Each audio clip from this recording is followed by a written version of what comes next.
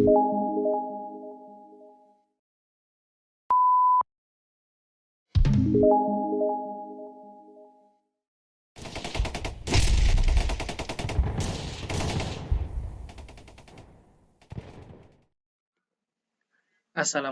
warahmatullahi wabarakatuh, sahabat YouTube semuanya. Salam berbagi, salam sehat. Perkenalkan, nama saya Zahrul Iksan. Pertama sekali saya ucapkan selamat datang di channel YouTube saya. Pada kesempatan kali ini, saya ingin berbagi tentang bagaimana cara kita untuk mengukur nilai keanekaragaman hayati, atau bahasa sekarangnya mungkin dapat disebut dengan tutorial dalam mengukur nilai keanekaragaman hayati. Tujuan utama dari kita melakukan kegiatan pengukuran nilai keanekaragaman hayati ini adalah agar kita dapat mengetahui bagaimana bentuk kekayaan keanekaragaman hayati di suatu ekosistem, di suatu daerah, ataupun di suatu ukuran lanskap yang luas. Setelah itu, setelah kita mendapatkan angka nilai keanekaragaman hayati dapat berupa indeks nanti, itu juga dapat diperbandingkan dengan nilai keanekaragaman hayati di lokasi lain. Nah, dalam melakukan studi keanekaragaman hayati, pada kali ini saya contohkan studi kasusnya yaitu pada serangga. Ada beberapa tahapan penting yang mesti kita lakukan atau jalani dalam melakukan studi keanekaragaman hayati. Yang pertama, kita mesti menentukan tujuan studi keanekaragaman hayati kita secara jelas. Apa yang menjadi tujuan kita dalam melakukan studi keanekaragaman hayati? Apakah hanya ingin melihat keanekaragaman spesies di suatu wilayah, di suatu lanskap ataupun ekosistem, ataukah kita ingin melihat sebagai contoh ini ya, sebagai contoh apakah kita ingin melihat dampak perubahan penggunaan lahan ataupun polusi terhadap fungsi ekosistem dan hal-hal lainnya yang dapat mempengaruhi nilai keanekaragaman hayati di suatu wilayah.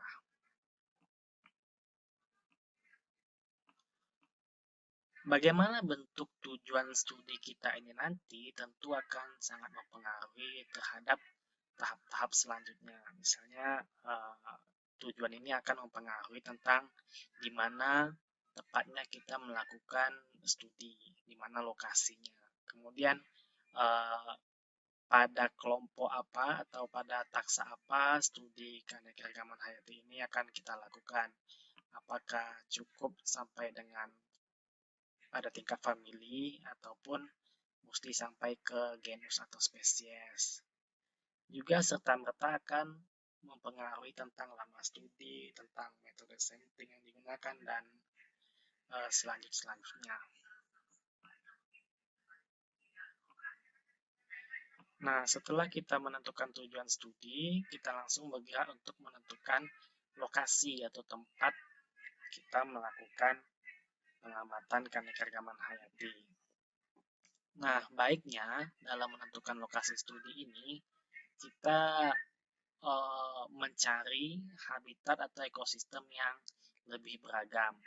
Karena dengan begitu nanti nilai keanekaragaman hayatinya otomatis akan mewakili keberagaman masing-masing ekosistem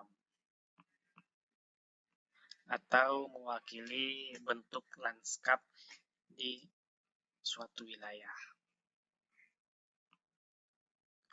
Kemudian dalam suatu habitat ataupun ekosistem, baik itu di daratan maupun di lautan, tentu akan banyak dihuni oleh berbagai jenis makhluk hidup. Nah, agar penelitian kita ini dapat dijalankan dengan baik dan fokus gitu, ada baiknya kita dapat menentukan sejak awal tentang yang kita akan teliti itu pada kelompok taksa yang mana. Bisa berupa dalam satu ordo, dalam satu famili, ataupun kelompok ini dapat dibedakan berdasarkan peranannya pada ekosistem. Misalnya kita ingin melihat keanekaragaman parasitoid, keanekaragaman predator, herbivore, dan lain-lainnya.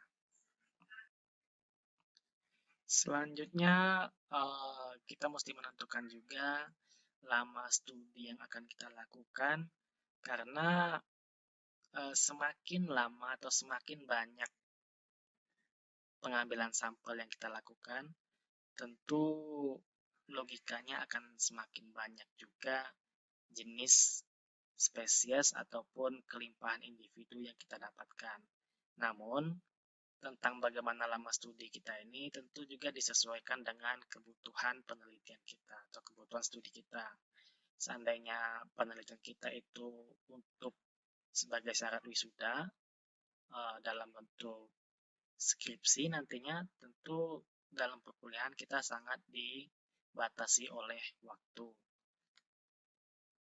Otomatis kita perlu mencari penelitian yang tidak makan waktu banyak atau bertahun-tahun, mungkin dapat dalam pengambilan. Kalau untuk standar S1, sebuah skripsi mungkin pengambilan sampel selama 4 bulan, 6 bulan itu masih wajar, masih dalam tergolong baik.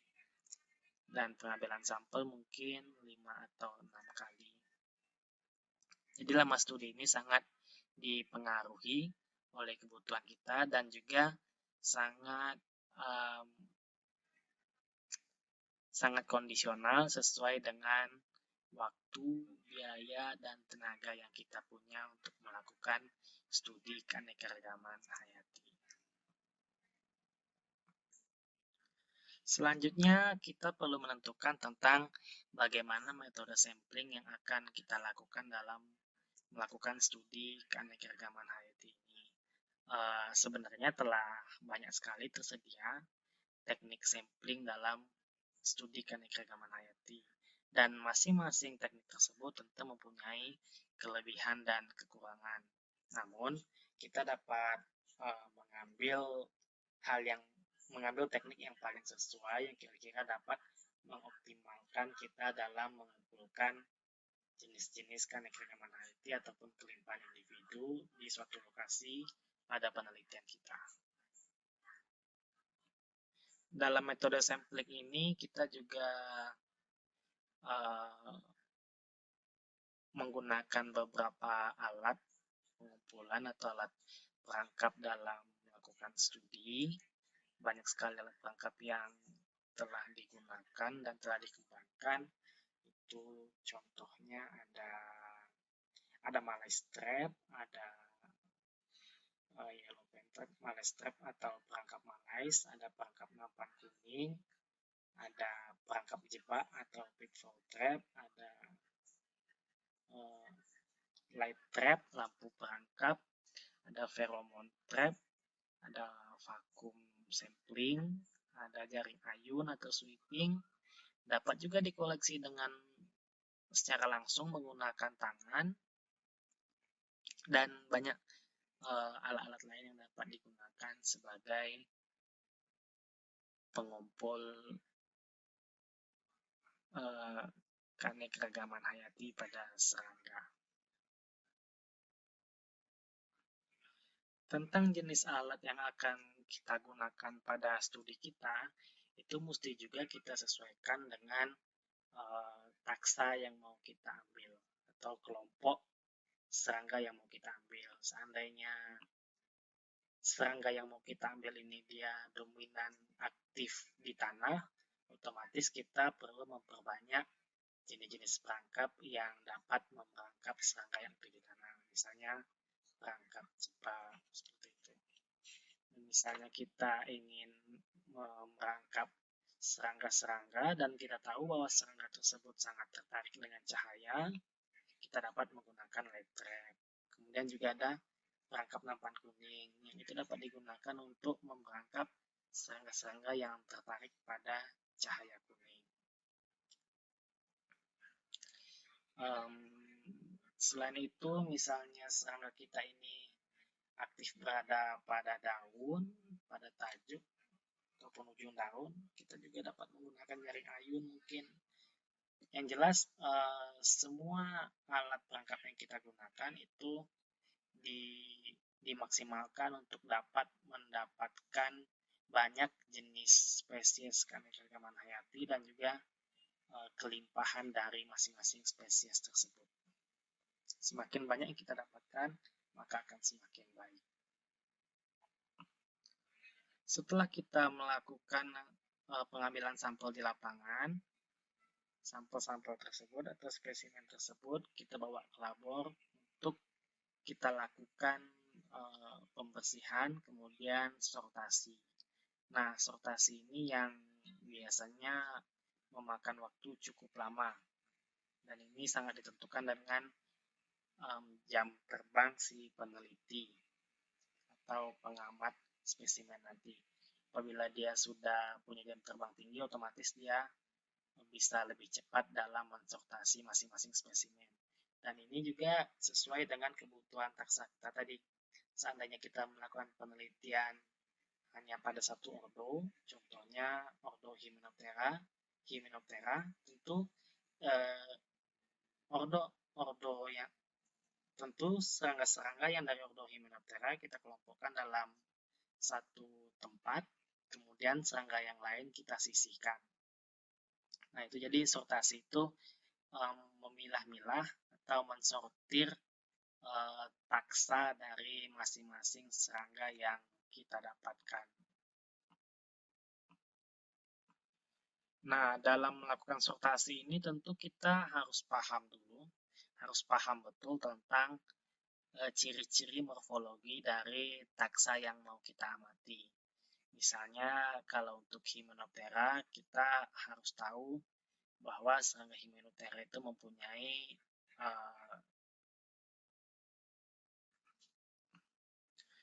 contohnya untuk Hymenoptera, kita tahu Hymenoptera ini merupakan serangga yang memiliki ciri khas pada sayapnya. Contohnya dia memiliki sayap yang berselaput tipis.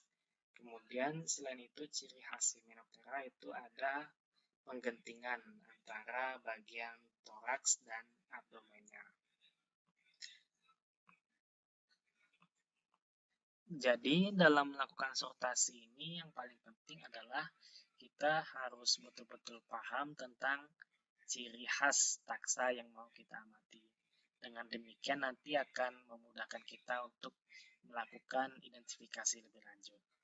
Nah, untuk melakukan identifikasi seharusnya kita perlu bekerja sama atau berkompromi dengan orang taksonomi yang memang telah banyak bergelut pada taksa yang mau kita amati. Dengan demikian, itu dapat memudahkan kita untuk melakukan identifikasi. Selain itu juga akan menghindarkan kita dalam membuat suatu kesalahan dalam mengidentifikasi suatu spesies. Nah, apalagi kalau memang untuk penelitian kita itu dituntut untuk melakukan identifikasi sampai dengan spesies, itu merupakan bagian yang sangat sulit. Karena bahkan untuk beberapa spesies serangga itu bahkan belum ada identifikasi sampai spesiesnya. Jadi kita masih meraba-raba tentang hal tersebut. Oleh karena itu, dalam melakukan identifikasi sampai dengan spesies ini, kita memang harus berkompromi atau bekerja sama atau dibimbing dengan taksonomis yang bergerak pada taksa tersebut untuk meminimalisir terjadinya kesalahan dalam identifikasi. Oleh karena itu, apabila kita tidak yakin dapat melakukan identifikasi sampai dengan tingkat spesies, maka tidak berdosa juga kita apabila penelitian kita itu identifikasinya semampu kita, misalnya minimal sampai pada tingkat famili. Nah, nanti di masing-masing famili dapat kita bedakan berdasarkan morfospesies. Misalnya pada famili Braconidae, misalnya kita dapatkan itu kita dapatkan famili Braconidae itu ada 30 spesies yang memiliki perbedaan dari sisi morfologi. Nah, itu yang kita sebut sebagai morfospesies. Jadi, spesies dari Braconidae ini kita bedakan berdasarkan morfologinya atau tampak luarnya. Jadi, kita bedakan ada Braconidae SP1, Braconidae SP2, SP3 sampai dengan 30. Begitu juga dengan famili-famili lainnya. Setelah kita melakukan identifikasi, hal selanjutnya yang perlu kita lakukan yaitu kita mesti mengelola data hasil penelitian studi keanekaragaman hayati kita.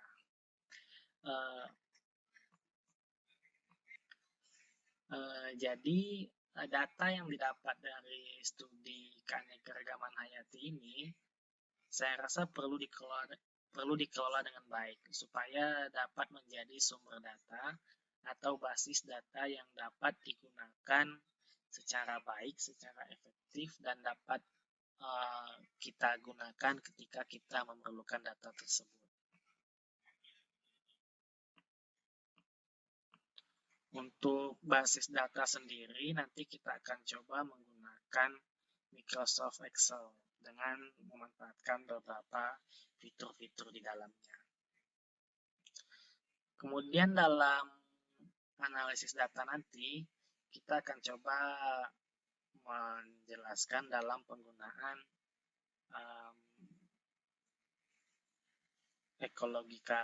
eco-method, aplikasi eco-method, aplikasi primer, dan juga aplikasi estimate. Nanti kita akan melihat perbedaan manfaat dari masing-masing aplikasi penghitung nilai keanekaragaman hayati tersebut.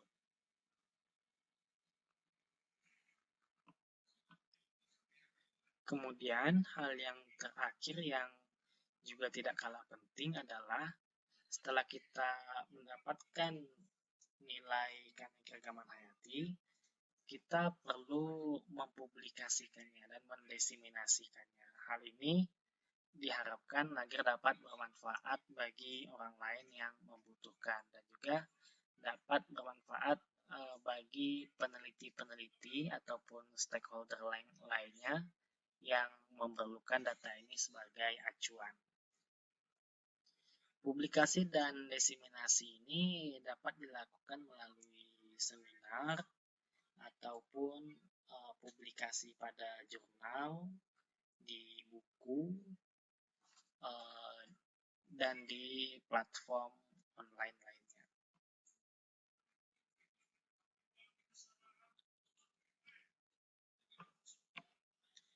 Nah, ini software basis data dan analisis keanekaragaman hayati. Ada beberapa. Yang pertama yaitu Microsoft Excel yang akan kita gunakan sebagai basis data. Kemudian ada aplikasi primer. Nanti akan kita lihat manfaatnya pada sisi menghitung nilai keanekaragaman. Ada Biodiv 97, ada eco-method yang dapat menghitung nilai keanekaragaman dan kekayaan spesies. Kemudian ada aplikasi estimates. Nanti kita akan gunakan estimates ini untuk sebagai sarana untuk menduga kekayaan spesies. Kemudian juga ada software atau aplikasi statistika dan yang lain-lainnya. Nah, jadi nilai keanekaragaman. Nah, Untuk nilai keanekaragaman hayati yang akan kita hitung nanti, menurut Whittaker 1972 ada 3 tingkat keanekaragaman spesies yang dibedakan berdasarkan skala geografi, yaitu keanekaragaman alfa, keanekaragaman beta, dan keanekaragaman gamma. Keanekaragaman alfa sendiri adalah nilai keanekaragaman spesies dalam suatu habitat atau dalam suatu ekosistem atau dalam suatu komunitas. Nah, keanekaragaman alfa ini dapat dikelompokkan menjadi 2 komponen utama. Yang pertama yaitu jumlah total spesies yang ada, kemudian kemerataan spesies tersebut. Sebagai output dari nilai keanekaragaman alfa ini nanti dapat berupa indeks keanekaragaman. Selanjutnya ada keanekaragaman beta, yaitu ukuran keanekaragaman yang dihitung dengan membandingkan keanekaragaman spesies antar ekosistem, antar habitat atau antar wilayah, atau berdasarkan gradien lingkungan. Nah, nanti pada keanekaragaman beta ini kita dapat melihat nilai kesamaan spesies dari suatu wilayah ke wilayah yang lainnya, atau dari satu ekosistem dengan ekosistem yang lainnya. Jadi di keanekaragaman beta ini kita membandingkan beberapa lokasi pengamatan. Kemudian yang terakhir itu keanekaragaman gamma, yaitu keanekaragaman spesies di seluruh habitat yang dibandingkan. Jadi keanekaragaman gamma ini adalah variasi yang ada di suatu daerah. Nanti dalam keanekaragaman gamma ini mencakup keanekaragaman alfa dan juga keanekaragaman beta. Baik, selanjutnya saya akan menjelaskan tentang indeks keanekaragaman spesies. Nah, ini merupakan contoh atau bagian dari keanekaragaman alfa. Dalam menghitung nilai indeks keanekaragaman spesies ini, ada beberapa indeks dari ahli yang dapat digunakan. Yang pertama ada indeks Zenon-Wiener, yang kedua indeks Simpson, kemudian indeks Below, dan yang keempat indeks Brillouin. Nah, namun nilai indeks keanekaragaman yang relatif paling banyak dipakai atau paling banyak dikenal itu adalah indeks keanekaragaman Zenon-Wiener. Tapi ini tidak mengartikan bahwa indeks-indeks yang lain itu salah. Cuman ini yang dominan atau banyak digunakan orang memang indeks keanekaragaman Zenon-Wiener. Ini ada rumusnya, jadi H absen sama dengan sigma PI dikali dan PI, di mana I itu dari 1 sampai dengan S. H absen ini merupakan nilai indeks keanekaragaman Zenon-Wiener. Kemudian PI itu adalah NI per N, sigma NI per N, di mana NI adalah jumlah individu spesies ke I, dan N-nya adalah jumlah total individu. Nah, jadi itu adalah formula atau rumus penghitungan indeks keanekaragaman secara konvensional. Namun pada kesempatan kali ini, sebelum itu saya perlu sedikit menyampaikan tentang nilai tolak ukur indeks keanekaragaman yang H absen tadi. Jadi apabila kita mendapatkan indeks keanekaragamannya itu di bawah 1, ini dapat dijadikan suatu gambaran bahwa lokasi tersebut memiliki nilai keanekaragaman yang rendah. Kemudian daerah tersebut memiliki produktivitas yang sangat rendah. Kemudian ada indikasi bahwa ada tekanan ekologis yang berat. Kemudian ada bentuk ekosistem yang tidak stabil di lokasi tersebut. Jadi, yang perlu saya tekankan di sini, nilai tolak ukur indeks keanekaragaman ini bukan merupakan suatu yang stagnan ya, atau harus menjadi acuan dalam kita melakukan studi keanekaragaman hayati. Nilai tolak ukur ini merupakan suatu pilihan dari kita sebagai peneliti studi keanekaragaman hayati. Ini tergantung kita akan menggunakan nilai tolak ukur ini atau tidak. Namun yang paling penting adalah kita mendapatkan nilai keanekaragaman hayati di wilayah tersebut. Kita mendapatkan nilai H indeksnya. Tentang bagaimana tolak ukurnya dia dikatakan rendah, sedang, ataupun tinggi, itu soal nanti. Kemudian apabila indeks keanekaragamannya itu antara 1 sampai dengan 3,32, itu dapat dikatakan keanekaragaman hayati di sana sifatnya sedang, kemudian produktivitas cukup, kondisi ekosistem seimbang, dan tekanan ekologis di ekosistem atau habitat tersebut juga sedang. Dan apabila nilai keanekaragamannya lebih dari 3,32, itu artinya bahwa keanekaragaman hayati di sana tinggi, sehingga terbentuk stabilitas ekosistem yang mantap, dan pada akhirnya dapat meninggikan nilai produktivitas. Baik, selanjutnya saya akan coba mempraktekkan dalam penggunaan aplikasi primer untuk menghitung nilai keanekaragaman hayati. Seperti yang telah saya sampaikan sebelumnya, bahwa ketika kita ingin melakukan analisis data keanekaragaman hayati, hal yang pertama perlu kita perhatikan adalah kita perlu membuat manajemen data mentah kita dengan baik, data keanekaragaman hayati kita dengan baik. Tujuan dari manajemen data yang baik adalah nanti akan memudahkan kita dalam mensintesis berbagai jenis data menjadi satu informasi yang lebih bermakna. Kemudian nanti juga akan memudahkan kita dalam mengakses data asli. Jadi pada kesempatan kali ini, saya akan mencoba membuat atau menjelaskan pembuatan basis data menggunakan Microsoft Excel. Kita buka Microsoft Excel.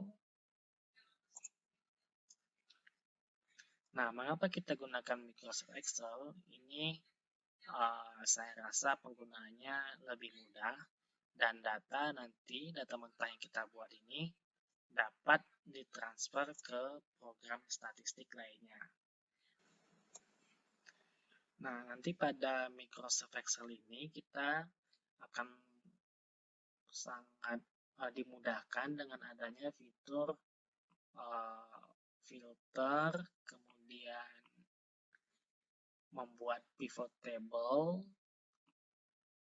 Selain itu nanti kita juga akan menggunakan free space ini. Jadi saya contohkan nilai keanekaragaman hayati. Jadi pertama yang kita buat di sini adalah sebagai contoh lokasi penelitian. Kemudian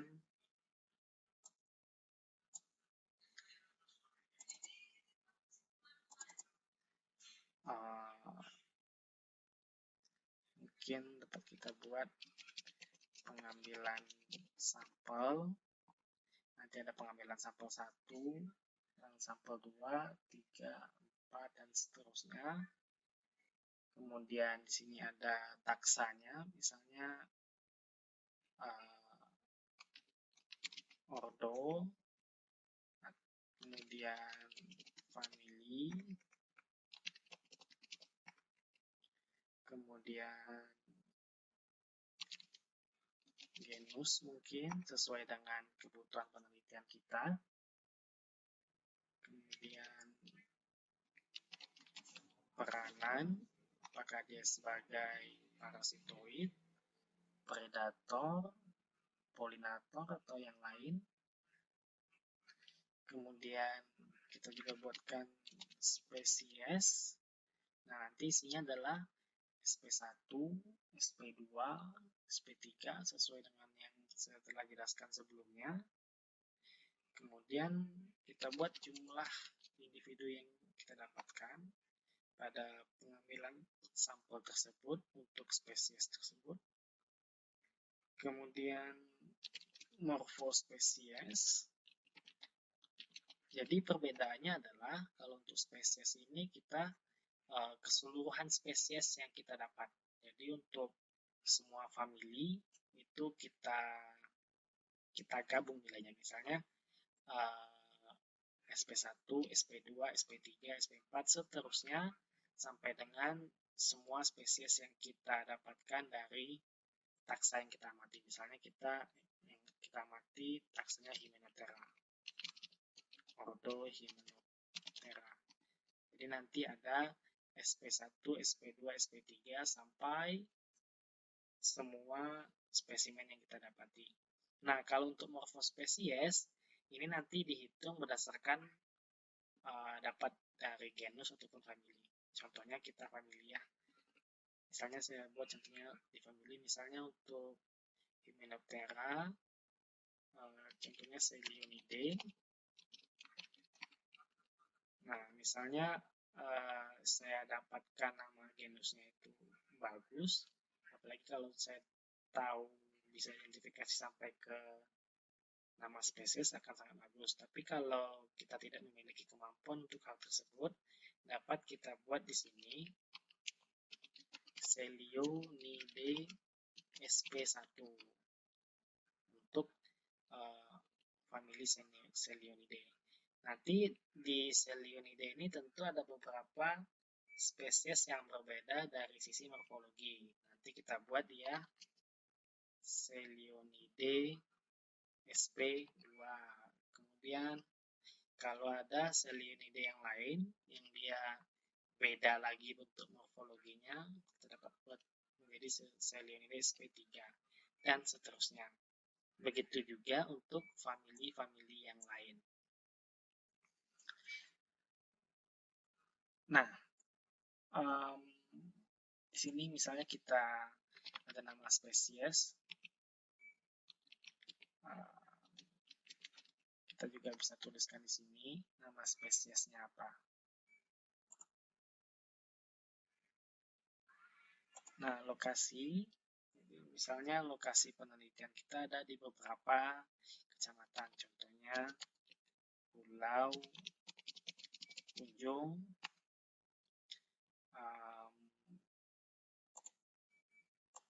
kita buat dulu 3 contohnya ya. Jadi pengambilan 1 ordo Hymenoptera, ini semua Selionidae. Jadi kita gampang kalau di Excel bisa kita tarik seperti ini, nanti dia sama sesuai dengan kebutuhan. Nah, untuk kalau misalnya banyak selnya yang mau kita copy, kita blok beberapa kolom, kemudian kita kopikan seperti ini juga bisa. Dibuat genusnya, jadi nanti misalnya ini kecamatan 10 Koto, kemudian 10 Koto, kemudian kecamatan Koto Panjang. Nah, kalau kita ingin melihat data secara lebih baik, kita dapat menggunakan fitur sort and filter ini. Nah, ketika kita klik di sini, di sini ada pilihan, ada Kota Panjang, Pulau Punjung, 10 Koto, sesuai dengan 3 daerah yang telah kita contohkan. Kalau kita klik Kota Panjang, itu yang muncul hanya terpanjang. Demikian juga kalau Pulau Punjung yang muncul hanya Pulau Punjung. Nah, ini yang merupakan kelebihan dari Excel tadi. 10 koto, 10 koto. Nah, ini tidak hanya pada kolom A, dapat juga kita gunakan untuk kolom-kolom yang lainnya. Misalnya kita ingin melihat, ini masih blank semua.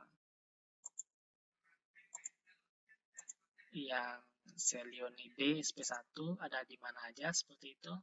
Kita klik Selionidae SP1, berarti Selionidae SP1 hanya ada di Pulau Punjung pada pengambilan sampel ke-1.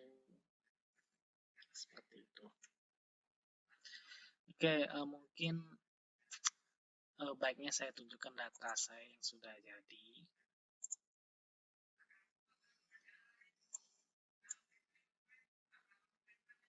Sebentar.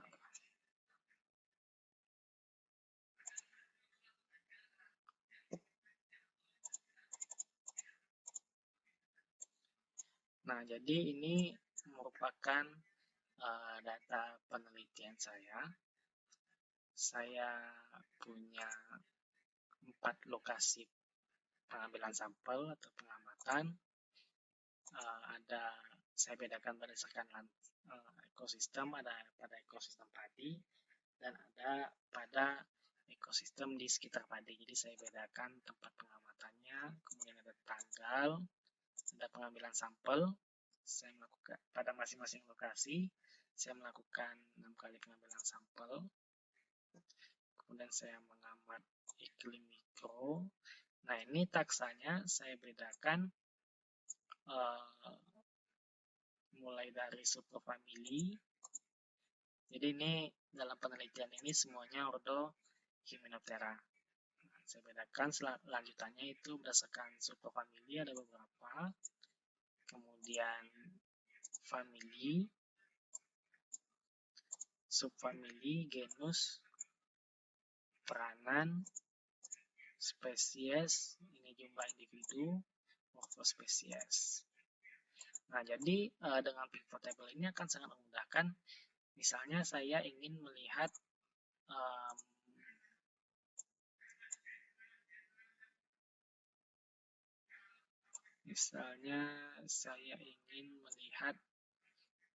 hanya satu famili. Saya ingin melihat famili Calcididae itu adanya di mana aja sih? Nah, ini dia. Berarti Calcididae ada di semua lokasi. Kemudian di kedua ekosistem dia ada. Kemudian berdasarkan alat juga bisa. Kalau saya ingin melihat, saya kan di awal itu menggunakan 4 alat.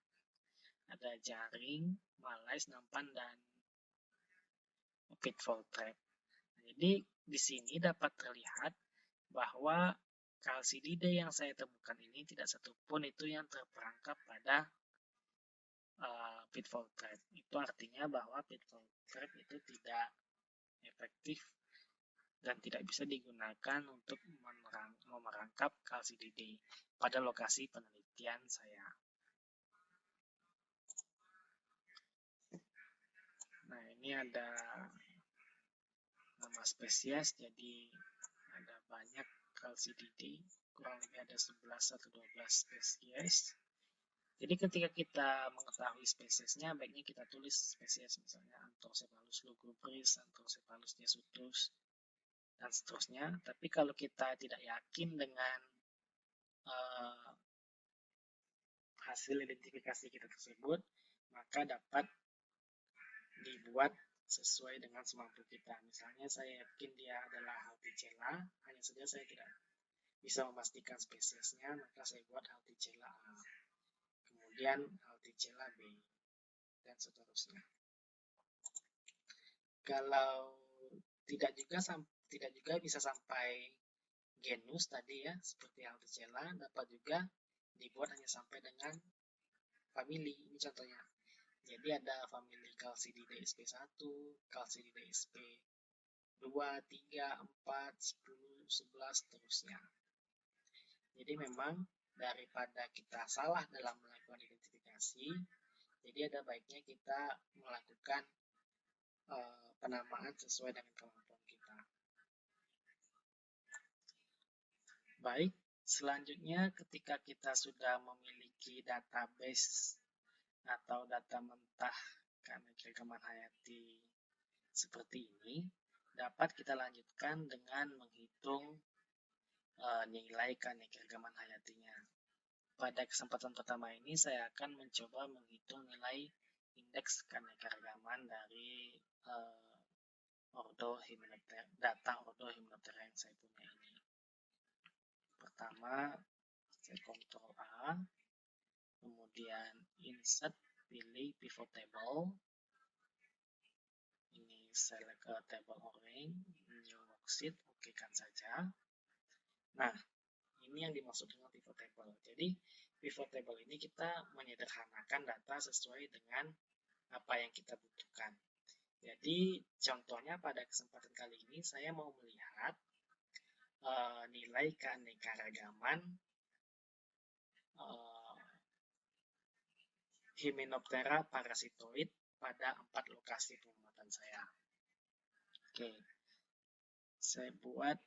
Jadi di sini kita masukkan data yang kita inginkan, misalnya kecamatan. Kemudian nanti kan kecamatan ini saya buat sebagai kolom. Kemudian di row-nya, karena saya ingin melihat keanekaragaman spesies, jadi saya masukkan morfospesies.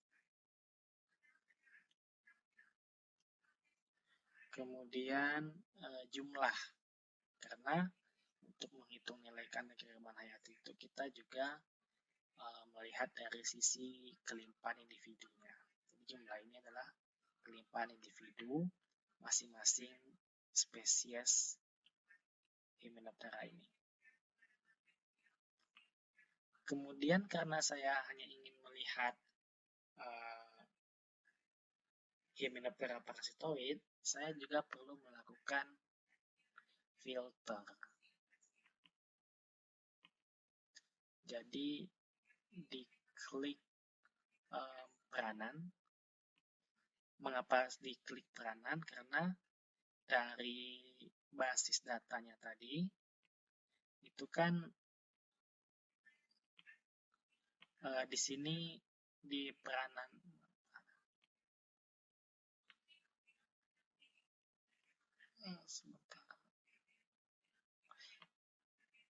Nah, di peranan ini kan ada beberapa, ini calcididae ya. Jadi kalau dilihat data secara keseluruhan, seluruh famili, saya kan punya beberapa jenis peranan, ada sebagai parasitoid, polinator, dan predator. Jadi berhubung saya ingin mengamat hanya untuk yang parasitoid, jadi peranan ini saya masukkan sebagai filter. Ini bisa di move, bisa dipindah-pindah, bisa di row, atau bisa sebagai filter. Nah, jadi di filter peranan ini saya pilih parasitoid saja, karena saya ingin melihat indeks keanekaragaman parasitoid. Ini akan berubah. Jadi kalau kita klik polinator, dia akan setengah-setengah polinator. Nah, ini jelasnya. Contohnya adalah Apidae, Coletidae, Halictidae, Megacilidae, Pompilidae. Nah, ini kan adalah famili-famili dari polinator Hymenoptera. Kalau kita lihat untuk predator, itu ada Ampulicidae, Capronidae, Formicidae, Vespidae, Specidae, dan seterusnya. Nah, kalau untuk parasitoid itu akan beda lagi.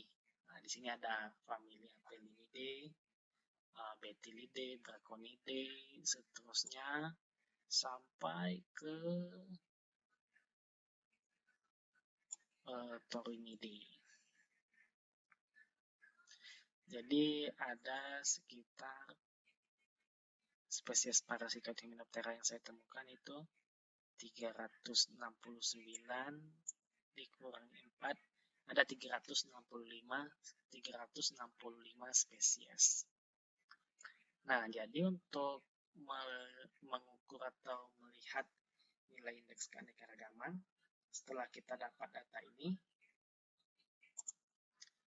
kemudian kita perlu membuka aplikasi primernya. Oke, kita buka aplikasi primer.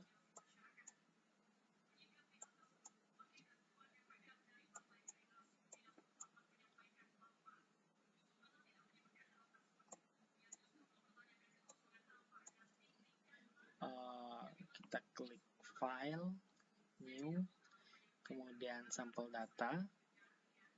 Nah, ini title-nya kita buat misalnya keanekaragaman parasitoid.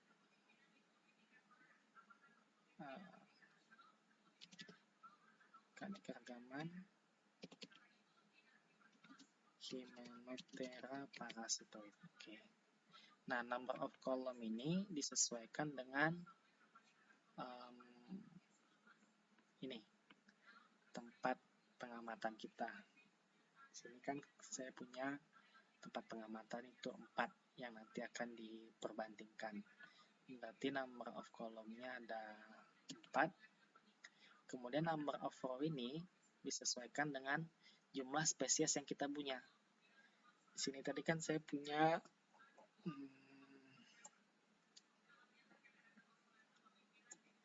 369 dikurangi 4, berarti saya punya 365 spesies. Itu artinya ada 365 row. Kemudian klik OK. Nah, kita sudah punya sheet 1 sebagai template untuk meletakkan data kita nanti. Nah, jadi yang pertama yang perlu kita lakukan adalah kita mesti memberikan nama pada bagian sampel dan pada bagian variabel. Caranya adalah klik edit, label, sampel. Nah, di sini ditulis sesuai dengan lokasi penelitian kita. Misalnya batang tuaka, keritang, reteh, bilahan, hulu. Klik OK. Nah, kemudian untuk variabelnya juga kita submitkan. Klik label variabel. Berhubung ini banyak, jadi kita bisa kopikan saja. Jadi kita blok di sini.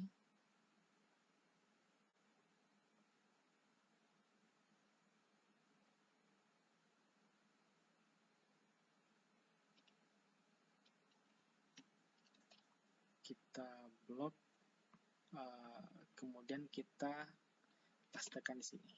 Dia akan tercopy secara otomatis. Oke. Selanjutnya, hal yang perlu kita lakukan adalah mensubmitkan data-data ini. Jadi, kebanyakan alat aplikasi penghitungan itu tidak bisa membaca sel yang kosong. Oleh karena itu, kita perlu membuat sel-sel yang kosong itu menjadi angka 0. Kalau dia kosong, dia tidak bisa terbaca dan tidak bisa running. Programnya tidak bisa jalan. Jadi sel-sel yang kosong ini kita kopikan dulu ke sebelahnya, kemudian yang kosongnya kita ganti dengan angka 0 agar dia dapat terbaca di primer. Jadi memang semua sel-sel kosong ini harus diisi. Seandainya nanti tidak terisi, maka dia programnya tidak bisa running, tidak bisa mengeluarkan output berupa nilai indeks keanekaragaman yang kita inginkan tadi. Kemudian ini kita kopikan kita klik saja di sini, Ctrl V, paste. Kemudian kita klik ini, data kita sudah lengkap.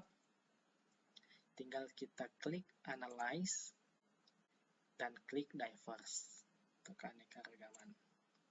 Nah, di sini nanti kita akan dihadapkan pada beberapa pilihan tentang output data yang kita inginkan. Kita iakan saja ya. Jadi nanti Primer akan menampilkan data total spesies, total individu, kemudian spesies richness atau kekayaan spesies dari indeks Margalef. Kemudian juga akan mengampilkan indeks kemerataan dari below. Nah, jadi kalau kita menginginkan ini semua dapat kita klik, tapi seandainya kita tidak menginginkan, kita hilangkan saja centangnya. Nah, ini berupa pilihan lain. Misalnya kita menginginkan indeks keanekaragaman dari Brillouin, dapat kita klik, tapi kalau kita tidak perlu ya tidak usah. Juga Fisher seperti itu. Nah, untuk yang kali ini kan yang saya ingin perlihatkan itu adalah indeks keanekaragaman dari Sinominer. Nanti juga ada Simpson, seandainya kita butuh.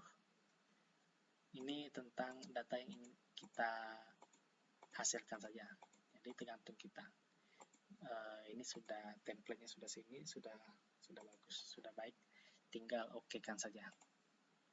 Nah, setelah di-oke-kan nanti akan muncul hasil dari penghitungan nilai indeks keanekaragaman.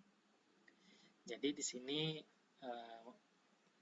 program memperlihatkan bahwa di batang tuaka itu terdapat jumlah spesies parasitoid Hymenoptera itu ada 243, kelimpahan individunya ada 2298, kemudian ini dari indeks Simpson tadi ya, ini ada indeks kemerataan C ini, nah ini nilai indeks keanekaragamannya.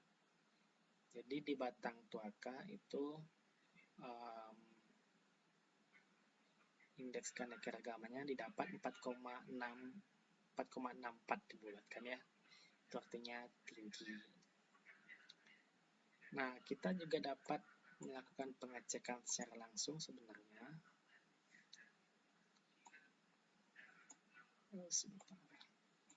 Jadi kan di sini dituliskan bahwa batang tuaka memiliki jumlah spesies 243 dan jumlah kelimpahan individu 2298.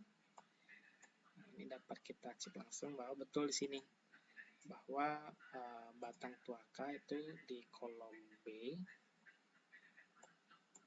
batang tuaka, Keritang, Reteh, Tembilan Hulu, batang tuaka di kolom B ya, itu memiliki kelimpahan individu 2298, kemudian Keritang 3309 sesuai, kemudian Reteh 1484 sama, dan Tembilan Hulu terakhir 3505 sama. Jadi betul penghitungan yang dilakukan Primer. Untuk mengecek jumlah spesies bisa juga kita hitung secara menggunakan formula di Excel, misalnya sama dengan count dari semua ini.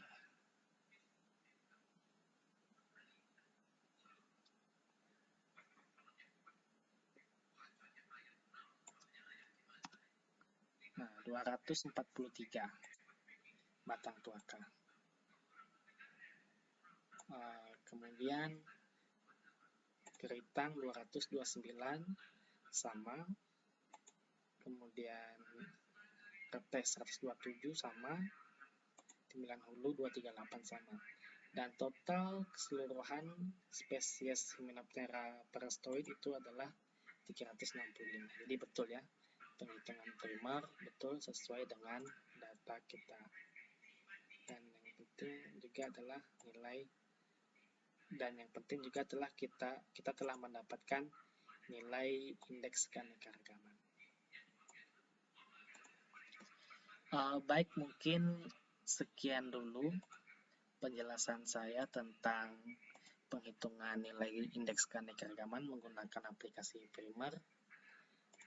Pada pertemuan selanjutnya, mungkin saya akan menjelaskan tentang indeks kesamaan dan cara mengukur kekayaan spesies menggunakan penduga non-parametrik, menggunakan aplikasi-aplikasi lain juga.